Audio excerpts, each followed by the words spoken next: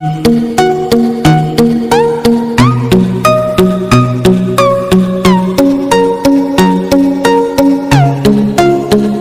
Dear student, welcome to missile classes. आज हम लोग डिस्कस करने वाले हैं इकोनॉमिक्स के मॉडल पेपर 1 को।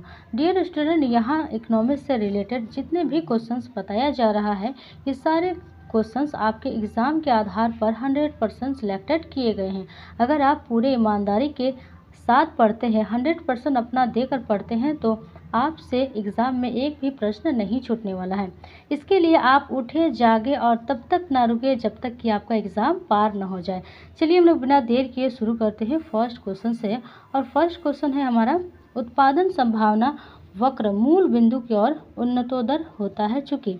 तो राइट आंसर हो जाएगा ऑप्शन नंबर डी, इनमें से कोई नहीं। पहला प्रश्न का राइट आंसर हो जाएगा ऑप्शन नंबर डी, इनमें से कोई नहीं। चलते हैं अगले प्रश्न की ओर। अगला प्रश्न है, उपभोक्ता के इष्टतम बिंदु पर बजट रेखा है। उपभोक्ता के इष्टतम बिंदु पर बजट रेखा है। राइट आंसर हो जाएगा ऑप्शन नंबर सी, एक्स वक्र को स्पर्श नहीं करती है। जो उपभोक्ता के इष्टतम बिंदु बजट रेखा है वो एक्स वक्र को स्पर्श नहीं करती है। चलते हैं अगले प्रश्न की ओर। अगला प्रश्न है हमारा, निम्नलिखित में किस बाजार दशा में सीमांत आगम शून्य अथवा ऋणात्मक हो सकता है। तो राइट आंसर हो जाएगा ऑप्शन नंबर सी, ए और बी दोनों, यानी एकाधिकार और एकाधिकारी प्रतियोगिता। ऑप्शन नंबर सी, ए और बी दोनों। चलते हैं अगले प्रश्न की ओर। अगला प्रश्न है, उत्पादन संतुलन की निम्नलिखित में से कौन सी रीतियाँ हैं। उत्पादन संतुलन के लिए कौन सी रीतियाँ हैं। तो राइट आंसर हो जाएगा ऑप्शन नंबर सी, ए और बी दोनों, यानी कि कुल आगमन और कुल लागत नीति और सीमांत आगमन और सीमांत लागत नीति। Right answer option number C, A और बी दोनों। चलते हैं अगले प्रश्न की ओर। अगला प्रश्न है, जब कीमत में थोड़ा सा परिवर्तन होने पर पूर्ति में ज़्यादा वृद्धि हो जाए तो पूर्ति का स्वरूप होगा। पूर्ति का स्वरूप कैसा होगा। तो राइट आंसर हो जाएगा ऑप्शन नंबर ए, लोचदार। पूर्ति का जो स्वरूप होगा वो लोचदार हो जाएगा। चलते हैं अगले प्रश्न की ओर। अगला प्रश्न है, अर्थशास्त्र के पिता कौन थे। अर्थशास्त्र के पिता किसे कहा जाता है। तो राइट आंसर हो जाएगा option number B, Adam Smith. Adam Smith को ही अर्थशास्त्र का पिता कहा जाता है। चलते हैं अगले प्रश्न की ओर। अगला प्रश्न है, व्यष्टि अर्थशास्त्र में शामिल होती है। व्यष्टि जो है अर्थशास्त्र में शामिल होती है किस रूप में।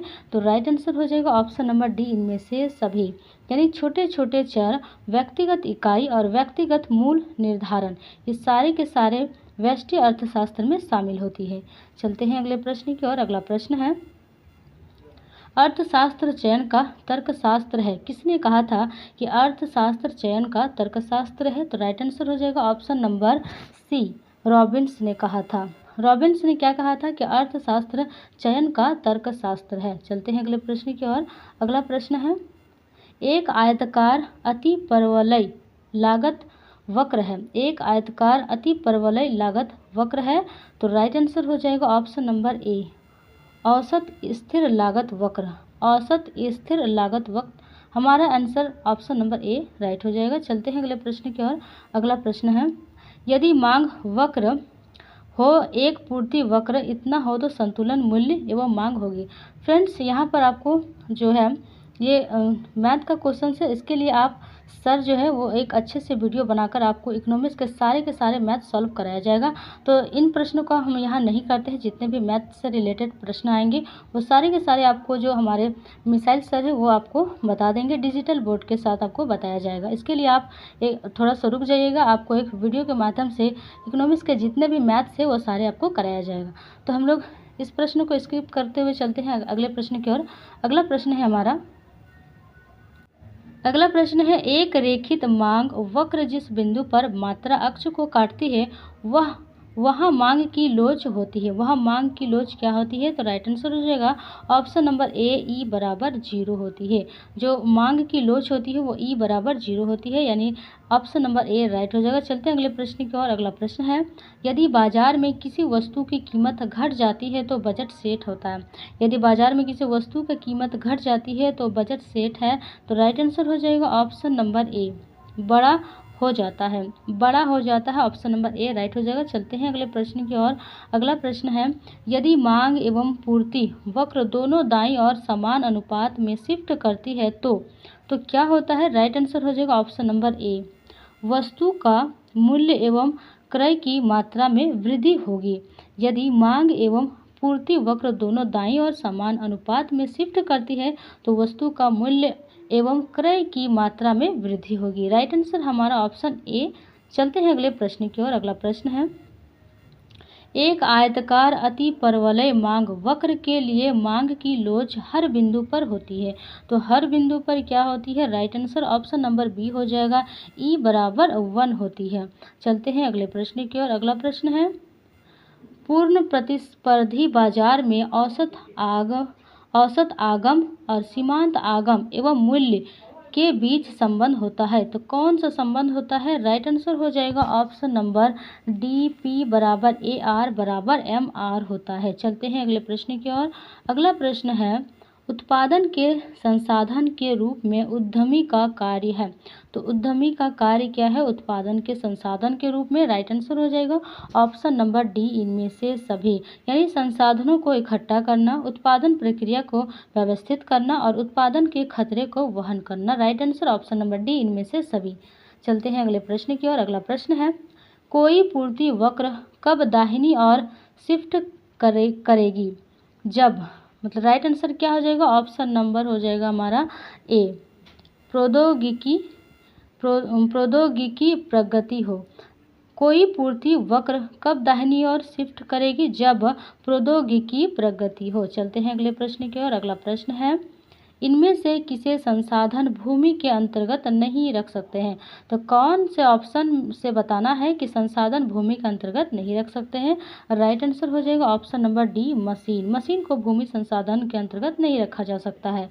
चलते हैं अगले प्रश्न की ओर। अगला प्रश्न है, अल्पकाल में प्रतिस्पर्धा फर्म के लाभ अधिकतमीकरण की शर्त है। अल्पकाल में पूर्ण प्रतिस्पर्धी फर्म के लाभ अधिकतमीकरण की शर्त कौन सी है? तो राइट आंसर हो जाएगा हमारा ऑप्शन नंबर ए, सीमांत आय बराबर सीमांत लागत। चलते हैं अगले प्रश्न की ओर। अगला प्रश्न है, कुल उत्पादन x1 इकाई पर माइनस कुल उत्पादन x1 - 1 इकाई पर की परिभाषा क्या है? तो इसका परिभाषा हो जाएगा राइट आंसर ऑप्शन नंबर ए, कुल उत्पादन की। ये परिभाषा जो है वो कुल उत्पादन की परिभाषा है। आप इसे अच्छे से एक बार ध्यान से अपने दिमाग में नोट कर ले ताकि आप याद रख सकें। चलते हैं अगले प्रश्न की ओर। अगला प्रश्न है, अल्पाधिकार बाजार में क्या होता है? तो राइट आंसर हो जाएगा ऑप्शन नंबर सी, कुछ विक्रेता होते हैं। अल्पाधिकार बाजार में कुछ विक्रेता होते हैं। चलते हैं अगले प्रश्न की ओर। अगला प्रश्न है, बाजार मूल्य का संबंध निम्नलिखित में से किससे है? तो बाजार मूल्य का संबंध किससे है? राइट आंसर हो जाएगा ऑप्शन नंबर बी, अति अल्पकाल से। अति अल्पकाल से बाजार मूल्य का संबंध है। चलते हैं अगले प्रश्न की ओर। अगला प्रश्न है, किस बाजार में एकाधिकार तथा प्रतियोगिता दोनों का अंश पाया जाता है? तो राइट आंसर हो जाएगा ऑप्शन नंबर बी, एकाधिकार। एकाधिकार में प्रतियोगिता दोनों का अंश पाया जाता है। चलते हैं अगले प्रश्न की ओर। अगला प्रश्न है, नोबेल पुरस्कार विजेता अमर्त्य सेन किस देश से संबंधित है? यानी कि जो नोबेल पुरस्कार अमर्त्य सेन है वो कौन से देश से संबंधित है? राइट आंसर हो जाएगा ऑप्शन नंबर ए, भारत। भारत देश से संबंधित है अमर्त्य सेन। चलते हैं अगले प्रश्न की ओर। अगला प्रश्न है, निम्न में से कौन सा कथन सही है? आपको बताना है कौन सा कथन सही है। तो राइट आंसर हो जाएगा ऑप्शन नंबर डी, इनमें से सभी। इनमें से सभी का मतलब है कि श्रम की मांग उत्पादक द्वारा की जाती है, ये सही है। श्रम की मांग उसकी उत्पादकता पर निर्भर करती है, ये भी सही है। श्रम की सीमांत उत्पादकता उसकी अधिकतम मजदूरी होती है, यानी कि ए, बी, सी हमारा ऑल सही हो जाएगा, ऑप्शन नंबर डी। चलते हैं अगले प्रश्न की ओर। अगला प्रश्न है, लगान है, लगान क्या है? राइट आंसर हो जाएगा ऑप्शन नंबर बी, वास्तविक लगान माइनस हस्तांतरण आय। लगान को परिभाषित किया जा सकता है वास्तविक लगान और माइनस हस्तांतरण आय के रूप में। चलते हैं अगले प्रश्न की ओर। अगला प्रश्न है, बाजार में वस्तु की कीमत उस बिंदु पर निर्धारित होती है जहाँ क्या होता है, तो राइट आंसर हो जाएगा ऑप्शन नंबर बी, वस्तु की मांग बराबर वस्तु की पूर्ति। बाजार में वस्तु की कीमत उस बिंदु पर निर्धारित होती है जहाँ पर वस्तु की मांग बराबर वस्तु की पूर्ति हो। चलते हैं अगले प्रश्न की ओर। अगला प्रश्न है, साधन कीमत निर्धारण के निम्न में कौन संघटक है? साधन कीमत निर्धारण के कौन से संगठन है? राइट आंसर हो जाएगा ऑप्शन नंबर डी, इनमें से सभी। इनमें से सभी का मतलब होता है कि ऑप्शन ए, बी, सी सभी, लगान, मजदूरी और ब्याज। चलते हैं अगले प्रश्न की ओर। अगला प्रश्न है, कारक लागत पर निवल राष्ट्रीय उत्पादन को कहते हैं। कारक लागत पर निवल राष्ट्रीय उत्पाद को क्या कहते हैं? तो राइट आंसर हो जाएगा ऑप्शन नंबर ए, निजी आय। निजी आय कहा जाता है। चलते हैं अगले प्रश्न की ओर। अगला प्रश्न है, सकल घरेलू उत्पाद की गणना में सम्मिलित किया जाता है केवल, किसे सम्मिलित किया जाता है सकल घरेलू उत्पाद की गणना में? तो राइट आंसर हो जाएगा ऑप्शन नंबर डी, इनमें से कोई नहीं। चलते हैं अगले प्रश्न की ओर। अगला प्रश्न है, राष्ट्रीय आय गणना में समीकरण किसे माप किया जाता है? राइट आंसर हो जाएगा ऑप्शन नंबर डी, केवल ए और बी हमारा राइट हो जाएगा। यानी आय, व्यय, निर्यात राजस्व को और व्यापार घाटे को राष्ट्रीय आय के द्वारा समीकरण के रूप में गणना किया जा सकता है। चलते हैं अगले प्रश्न की ओर। अगला प्रश्न है, समष्टि अर्थशास्त्र में अध्ययन किया जाता है। समष्टि अर्थशास्त्र में किसका अध्ययन किया जाता है? तो राइट आंसर हो जाएगा ऑप्शन नंबर डी, इनमें से सभी। इनमें से सभी का मतलब है कि व्यापार चक्रों का सिद्धांत, आर्थिक विकास का सिद्धांत, सामान्य कीमत स्तर एवं मुद्रास्फीति का सिद्धांत। Right answer option number D, जो कि समष्टि अर्थशास्त्र में अध्ययन किया जाता है। चलते हैं अगले प्रश्न की ओर। अगला प्रश्न है, अर्थव्यवस्था में तेजी और मंदी की समस्या को कहा जाता है। क्या कहा जाता है? तो राइट आंसर हो जाएगा ऑप्शन नंबर ए, व्यापार चक्र। व्यापार चक्र किसे कहते हैं? अर्थव्यवस्था में तेजी और मंदी की समस्या को व्यापार चक्र कहा जाता है। चलते हैं अगले प्रश्न की ओर। अगला प्रश्न है, यदि अर्थव्यवस्था में सभी लोग अपने बचत की प्रवृत्ति को बढ़ा देते हैं तो अर्थव्यवस्था की कुल बचत क्या होगी? तो राइट आंसर है ऑप्शन नंबर ए, वृद्धि हो जाएगी। क्या हो जाएगी? तो वृद्धि हो जाएगी। चलते हैं अगले प्रश्न की ओर। अगला प्रश्न है, सामान्य कीमत स्तर में वृद्धि है। सामान्य कीमत स्तर में वृद्धि है। राइट आंसर हो जाएगा ऑप्शन नंबर ए, स्फीति। स्फीति जो है वह सामान्य कीमत स्तर में वृद्धि है। चलते हैं अगले प्रश्न की ओर। अगला प्रश्न है, अर्थव्यवस्था के संतुलन की शर्त है। अर्थव्यवस्था के संतुलन के लिए कौन सी शर्त है? तो राइट आंसर हो जाएगा ऑप्शन नंबर ए, समस्त मांग बराबर समस्त पूर्ति। यानी जितनी मांग होगी उतनी पूर्ति होगी। चलते हैं अगले प्रश्न की ओर। अगला प्रश्न है, उपभोक्ता संतुलन के लिए वस्तु की क्या होगी? तो राइट आंसर हो जाएगा ऑप्शन नंबर बी, सीमांत उपयोगिता बराबर मूल्य। यानी सीमांत उपयोगिता बराबर मूल्य होगी उपभोक्ता संतुलन के लिए। चलते हैं अगले प्रश्न की ओर। अगला प्रश्न है, सम सीमांत उपयोगिता नियम को कहते हैं। क्या कहते हैं? तो राइट आंसर हो जाएगा ऑप्शन नंबर डी, ए और बी दोनों। ए और बी दोनों का मतलब गॉसेन का दूसरा नियम और प्रतिस्थापना का नियम। Right answer option number D. चलते हैं अगले प्रश्न की ओर। अगला प्रश्न है, यदि किसी वस्तु के मूल्य मांग की लोच ई बराबर 0.5 हो तो वस्तु की मांग होगी। तो वस्तु की क्या मांग होगी? राइट आंसर हो जाएगा ऑप्शन नंबर सी, सापेक्षित बेलोचोदार। सापेक्षित बेलोचोदार ऑप्शन नंबर सी राइट हो जाएगा। चलते हैं अगले प्रश्न की ओर। अगला प्रश्न है हमारा, निम्न में से कौन मांग की लोच मापने की विधि नहीं है? तो राइट आंसर हो जाएगा ऑप्शन नंबर बी, आय प्रणाली। आय प्रणाली हमारा राइट हो जाएगा, आय प्रणाली। यानी आय प्रणाली मांग है जो लोच मापने की विधि नहीं है। चलते हैं अगले प्रश्न की ओर। अगला प्रश्न है, निम्न में से कौन मांग की लोच को प्रभावित करता है? तो राइट आंसर हो जाएगा ऑप्शन नंबर डी, इनमें से सभी। इनमें से सभी का मतलब है कि वस्तु की प्रकृति को प्रभावित करता है, वस्तु का विधि उपयोग को प्रभावित करता है और समस्त तत्व को भी प्रभावित करता है। ए, बी, सी हमारा तीनों राइट हो जाएगा। चलते हैं अगले प्रश्न की ओर। अगला प्रश्न है, सकल उत्पाद का निर्धारण केवल समस्त मांग है के स्तर पर निर्भर करता है, इसे क्या कहते हैं? यानी सकल उत्पाद का निर्धारण केवल समस्त मांग है के स्तर पर निर्भर करता है, इसे क्या कहते हैं? तो राइट आंसर हो जाएगा हमारा ऑप्शन नंबर ए, प्रभावी मांग का सिद्धांत। क्या कहा जाता है? तो प्रभावी मांग का सिद्धांत। चलते हैं अगले प्रश्न की ओर। अगला प्रश्न है, प्रतिष्ठित रोजगार सिद्धांत के बारे में निम्नलिखित में से कौन सा कथन सही है? प्रतिष्ठित रोजगार सिद्धांत में कौन सा कथन सही है? राइट आंसर हो जाएगा ऑप्शन नंबर सी, ए और बी दोनों, यानी अर्थव्यवस्था सदैव पूर्ण रोजगार की स्थिति में रहती है। अर्थव्यवस्था में अति उत्पादन अथवा न्यून उत्पादन की संभावना नहीं होती है। Right answer option number A, option number C, A और बी दोनों। चलते हैं अगले प्रश्न की ओर। अगला प्रश्न है, अर्थव्यवस्था में साख का सृजन कौन करता है? तो राइट आंसर हो जाएगा ऑप्शन नंबर सी, व्यावसायिक बैंक। ऑप्शन नंबर सी हमारा राइट हो जाएगा, व्यावसायिक बैंक अर्थव्यवस्था में साख का सृजन करता है। चलते अगले प्रश्न की ओर। अगला प्रश्न है, सट्टा के लिए मुद्रा की मांग असीम होती है जब? सट्टा के लिए मुद्रा की मांग असीम होती है कब? तो राइट आंसर हो जाएगा हमारा ऑप्शन नंबर डी, इनमें से केवल ए और बी। ब्याज की दर न्यूनतम स्तर पर हो और तरलता पासा की स्थिति में हो। सट्टा के लिए मुद्रा की मांग, ऑप्शन नंबर डी हमारा राइट हो जाएगा। चलते हैं अगले प्रश्न की ओर। अगला प्रश्न है हमारा, उच्च शक्तिशाली मुद्रा है। उच्च शक्तिशाली मुद्रा कौन है? तो राइट आंसर हो जाएगा ऑप्शन नंबर ए, currency plus reserve. Currency plus reserve जो है ये उच्च शक्तिशाली मुद्रा है। चलते हैं अगले प्रश्न की ओर। अगला प्रश्न है हमारा, मुद्रा की पूर्ति में सम्मिलित है। कौन है जो मुद्रा की पूर्ति के लिए सम्मिलित है? राइट आंसर हो जाएगा ऑप्शन नंबर डी, केवल ए और बी, यानी मौद्रिक प्राधिकरण द्वारा जारी करेंसी और मांग जमा। Right answer option number D, A और बी दोनों। चलते हैं अगले प्रश्न की ओर। अगला प्रश्न है, एक मुद्रा की दूसरे मुद्रा के रूप में कीमत क्या कहलाती है?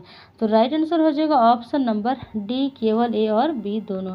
द्विपक्षीय सांकेतिक विनिमय दर और विनिमय दर दोनों कहा जाता है। चलते हैं अगले प्रश्न की ओर। अगला प्रश्न है, एक संतुलित बजट किसे कहते हैं? एक संतुलित बजट किसे कहते हैं? तो राइट आंसर हो जाएगा ऑप्शन नंबर ए, जब व्यय और प्राप्तियां बराबर हो। जब व्यय और यानी खर्च, जब खर्च और प्राप्ति बराबर हो तो उसे हम संतुलित बजट कह सकते हैं। चलते हैं अगले प्रश्न की ओर। अगला प्रश्न है हमारा, यदि वर्तमान कीमत पर सकल फ्रेंड्स प्यारे डियर स्टूडेंट, देखिए ये भी प्रश्न जो है वो गणित का है, इसके लिए आप वेट कीजिए। आपको इससे एक साथ जो इकोनॉमिक्स के मैथ के जितने भी क्वेश्चंस हैं वो एक साथ आपको मिल जाएगा यूट्यूब चैनल में, और वो भी डिजिटल बोर्ड के साथ। चलते हैं हम लोग अगले प्रश्न की ओर। अगला प्रश्न है, राजकोषीय एवं बजट घाटे को कैसे कम किया जा सकता है? तो कैसे कम किया जा सकता है? राइट आंसर हो जाएगा ऑप्शन नंबर डी, इनमें से सभी के माध्यम से कम किया जा सकता है। जैसे कर राजस्व में वृद्धि द्वारा, सरकारी खर्च में कटौती करके, सरकार द्वारा अपव्यय रोककर। ये सारे ऑप्शन हमारा सही हो जाएगा, ऑप्शन नंबर डी। चलते हैं अगले प्रश्न की ओर। अगला प्रश्न है, सरकार बजट के माध्यम से निम्नलिखित में से किन उद्देश्यों को पूरा करने का प्रयास करती है? तो राइट आंसर हो जाएगा हमारा ऑप्शन नंबर डी, इनमें से सभी। इनमें से सभी हमारा राइट हो जाएगा, यानी आर्थिक विकास को प्रोत्साहन, संतुलित क्षेत्र विकास और आय एवं संपत्ति का पुनर्वितरण। ऑप्शन नंबर डी हमारा सही हो जाएगा। चलते हैं अगले प्रश्न की ओर। अगला प्रश्न है हमारा, बजट के संगठन निम्नलिखित में से कौन है?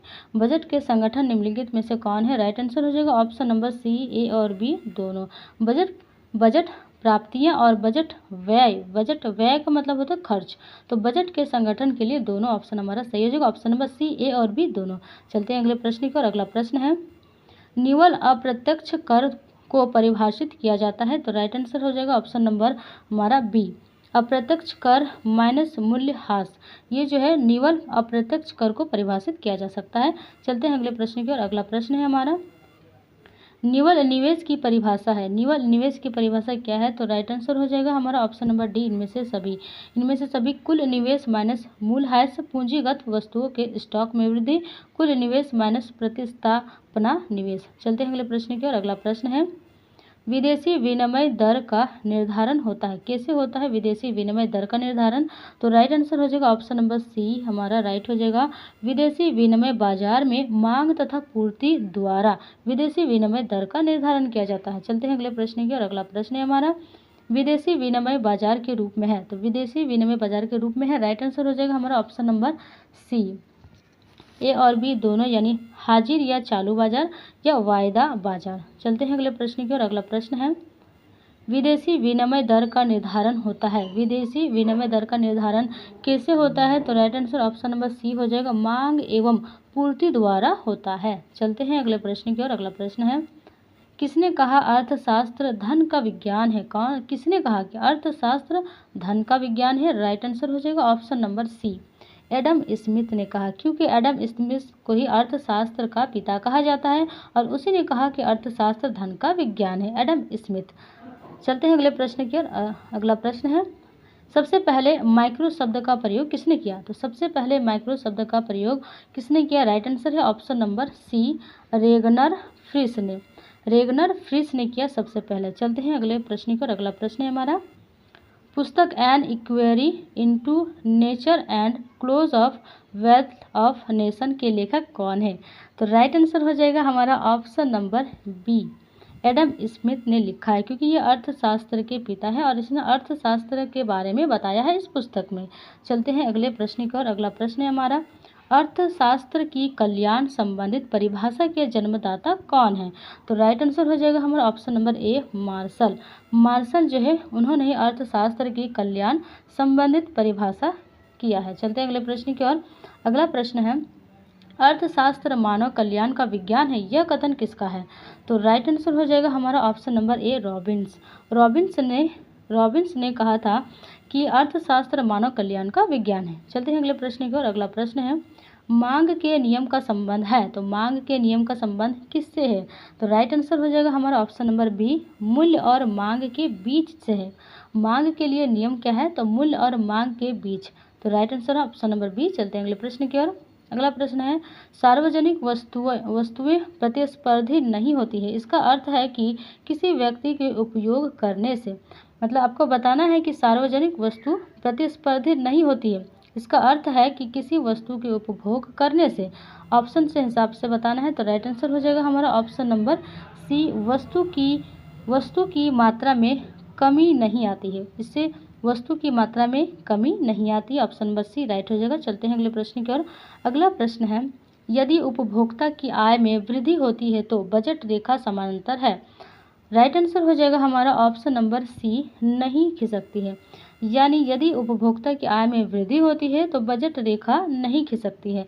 चलते हैं अगले प्रश्न की ओर। अगला प्रश्न है, समीकरण बताना है। समीकरण एमडी बराबर आर वाई पी वाई यह बतलाता है कि मुद्रा की मांग क्या है? तो मुद्रा की मांग क्या है? राइट आंसर हो जाएगा option number C, option number C, यानी धनात्मक रूप से औसत कीमत स्तर पर निर्भर करती है। जो समीकरण है ये धनात्मक रूप से औसत कीमत स्तर पर निर्भर करती है। चलते हैं अगले प्रश्न की ओर। अगला प्रश्न है, विलासिता वस्तु के मूल्य मांग की लोच होती है, तो क्या होती है? राइट आंसर हो जाएगा ऑप्शन नंबर डी, ई बड़ा होता है 1 से। ऑप्शन नंबर डी हमारा राइट हो जाएगा। चलते हैं अगले प्रश्न की ओर। अगला प्रश्न है हमारा, औसत उत्पादन वक्र की आकृति होती है, औसत उत्पाद वक्र की आकृति कैसी होती है? तो राइट आंसर हो जाएगा हमारा ऑप्शन नंबर ए, अंग्रेजी अक्षर यू की तरह होती है औसत उत्पाद वक्र की आकृति। चलते हैं अगले प्रश्न की ओर। अगला प्रश्न है, किसी फॉर्म का मूल्य वर्धित होना, किसी फॉर्म का मूल्य वर्धित होना। राइट आंसर हो जाएगा हमारा ऑप्शन नंबर डी, केवल ए और बी। उत्पादन का मूल्य, मध्यवर्ती वस्तुओं का मूल्य, उत्पादन के किसी चरण में कारकों का निवल योगदान। Right answer option number D. चलते हैं अगले प्रश्न की ओर। अगला प्रश्न है हमारा, कॉब डगलस उत्पादन फलन Q बराबर x1 x2 में पैमाने का प्रतिफल होता है। तो राइट आंसर हो जाएगा हमारा ऑप्शन नंबर डी, ए प्लस। चलते हैं अगले प्रश्न की ओर। अगला प्रश्न है, ऊंचा मूल्य क्या है? तो राइट आंसर हो जाएगा हमारा ऑप्शन नंबर डी, कम मांग। ऊंचा मूल्य का मतलब होगा कम मांग। चलते हैं अगले प्रश्न की ओर। अगला प्रश्न है, कॉफ़ी के मूल्यों में वृद्धि होने से चाय की मांग, कॉफ़ी के मूल्य में वृद्धि होने से चाय की मांग में क्या फ़र्क पड़ता है? तो राइट आंसर हो जाएगा हमारा ऑप्शन नंबर, फ्रेंड्स इसका जो आंसर है वो आप सभी को कमेंट बॉक्स में बताना है। 73 का जो क्वेश्चन नंबर है वो आपको कमेंट बॉक्स में बताना। ये प्रश्न आप लोगों के लिए छोड़ा गया है कि आप लोग इसका प्रश्न जो है वो कमेंट बॉक्स के जरिए बताएं कि कॉफ़ी के मूल्य में वृद्धि होने से चाय की मांग में क्या होती है, बढ़ती है, घटती है या स्थिर रहती है या इनमें से कोई नहीं। आपका जवाब वेट किया जाएगा। चलते हैं अगले प्रश्न की ओर हम लोग। अगला प्रश्न है हमारा वो कौन सा समय है जिसके उत्पादन के सभी साधन परिवर्तित किए जा सकते हैं। तो राइट आंसर हो जाएगा हमारा ऑप्शन नंबर ए, अल्पकाल।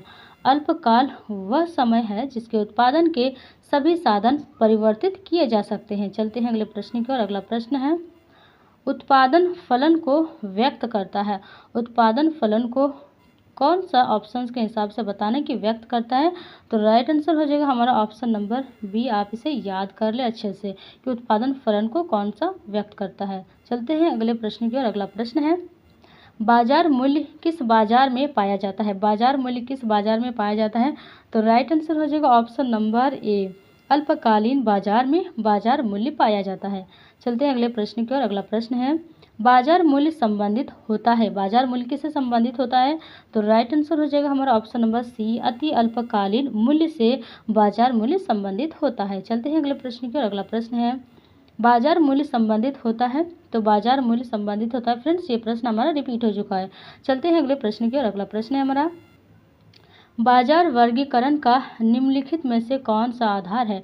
बाजार वर्गीकरण के लिए कौन सा आधार माना गया है। तो राइट आंसर हो जाएगा हमारा ऑप्शन नंबर डी, इनमें से सभी, यानी पूर्ण प्रतियोगिता, शून्य प्रतियोगिता और अपूर्ण प्रतियोगिता। Option number D, A B C हमारा सभी हो जाएगा। चलते हैं अगले प्रश्न की ओर। अगला प्रश्न है पूर्ण प्रतियोगिता बाजार की निम्नलिखित में कौन सी विशेषता है।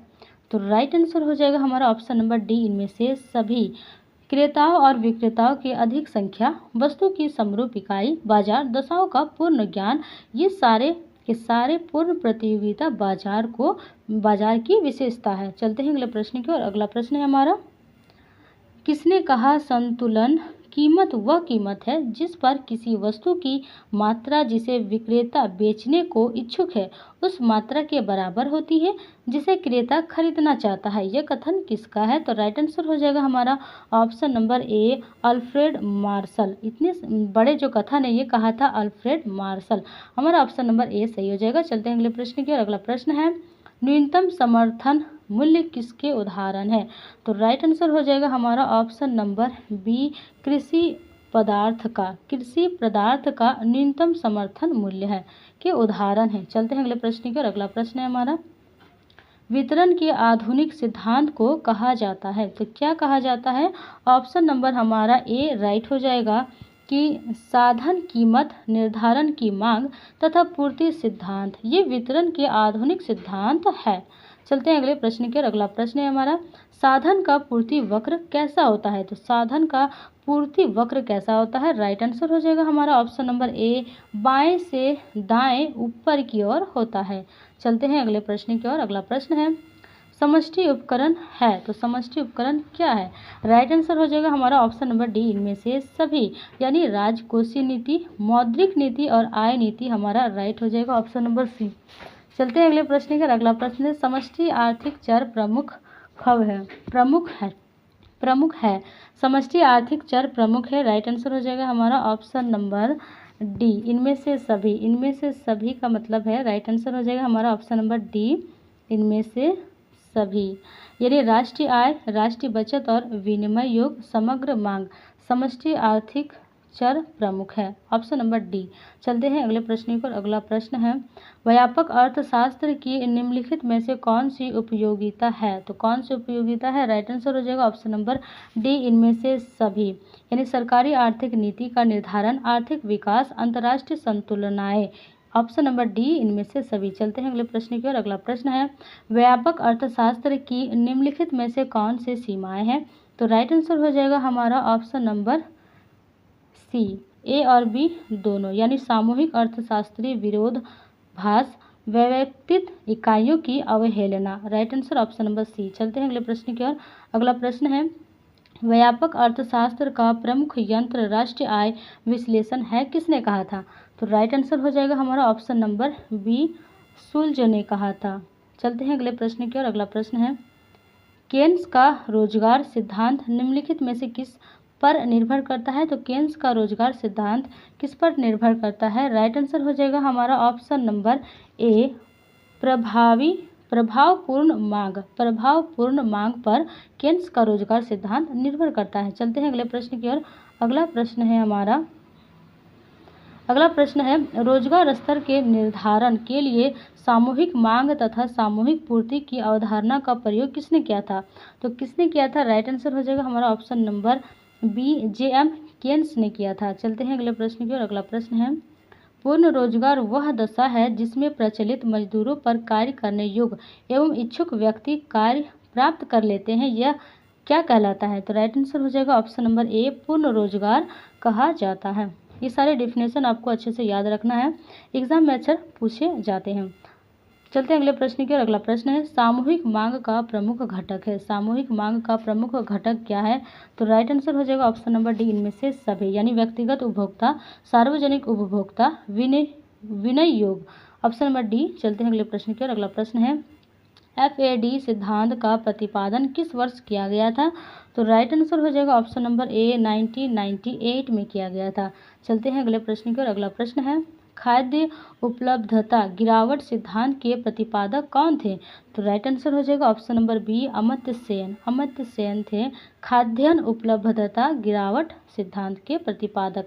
चलते हैं अगले प्रश्न की ओर। अगला प्रश्न है अंतिम ऋणदाता किसे कहा जाता है? तो अंतिम ऋणदाता किसे कहा गया है?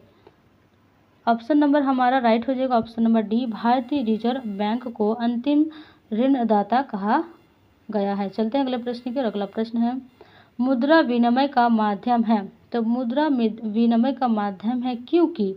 राइट आंसर है ऑप्शन नंबर डी, इनमें से सभी। मुद्रा विनिमय का माध्यम है क्योंकि यह दूसरी वस्तु के रूप में आसानी से परिवर्तनीय है, इसकी सार्वभौमिक स्वीकार्यता है, मुद्रा संपत्तियों में सबसे तरल है।